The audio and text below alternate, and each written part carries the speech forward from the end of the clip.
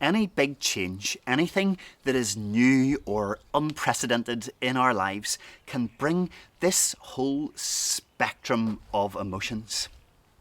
On one end of the spectrum, change inevitably brings about some fear. There's the nervousness of the new.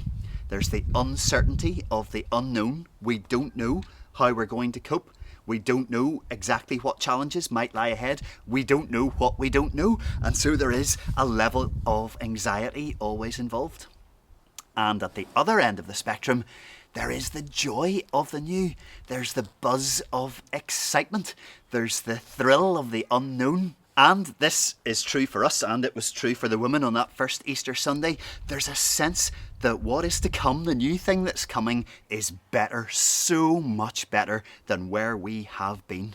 Now, for some of you watching today, it's all at this end of the spectrum. Every announcement, every new news bulletin with another announcement of a shop opening or a restaurant, or we can get back to pubs or back to church especially, is nothing but pure joy. This is what you've been longing for. This is what you've been waiting for. And, we hear you loud and clear. I don't want to minimise this. This is awesome. We have missed each other. We have missed community. We have missed hugs, the ability to laugh together, the ability to weep together.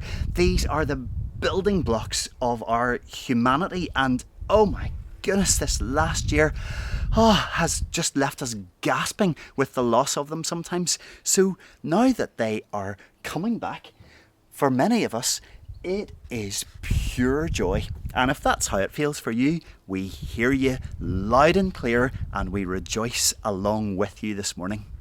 However, for some of you, your feelings might be kind of edging towards this end of the spectrum, the fear side of things. I don't think we can underestimate how unexpectedly difficult this is going to be these next few weeks and months as things open up again and as we get back out to the world out there and life out there with other people all around us. I think in a lot of ways we have been changed over this last year. Our minds have been reprogrammed to cope with the daily realities of living La Vida lockdown and all of the habits and routines that have come with that. It's like we're operating on a whole new operating system. We have had to adapt, and that has changed us probably in ways that we don't quite understand or maybe even realise yet, and we might only find out in weeks and months to come. But what it means is that when we are looking towards and planning towards all of the things that we might be doing over this spring and summer as the world gradually opens up around us, for some of us, the fear end of the spectrum is where our emotions are coming to rest. There is anxiety, there is nervousness, there's a little bit of almost reluctance sometimes maybe. And we want to say to you this morning as well, we hear that loud and clear, and everything that we do over these next couple of weeks, whatever new plans and programs might be coming into existence, please do believe and hear and understand that we know what this feels like, and we're not going to rush anybody, we're not going to pressurize anybody. I think we all need to be very gentle and patient with each other as the operating system of the last year kind of gradually reboots into whatever we will need to cope with the weeks and days that lie ahead. So for those of you on this end of the spectrum, know that you are heard and understood as well. And then some of you might want to join me right here, because it is possible, like the woman at the tomb, to feel both at the same time, or to have both impulses fighting for dominance within us, or to even swither and dither between both impulses from one day to the next, or even sometimes from 1 minute to the next. So before we head onwards, can we just take a wee minute to pray along this pew, to pray along the spectrum, the mixture of fear and joy?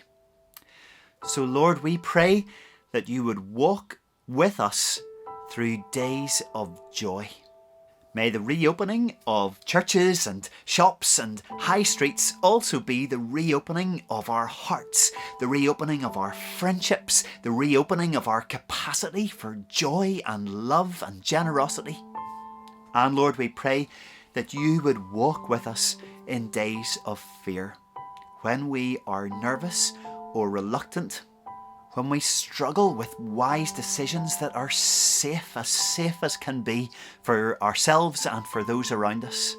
Walk with us on those days when we feel any fear about the things that are to come. And Lord, walk with us in the wobbly place in the middle, where the mixture of fear and joy ping-pongs between one extreme and the other. Walk with us as we deal with the mixture of fear and joy in ourselves, and walk with us as we gently and kindly help those around us to deal with the mixture of fear and joy as well. Walk with us through these days. Walk with us along this line. Walk with us, Lord. You are the friend we need for this journey.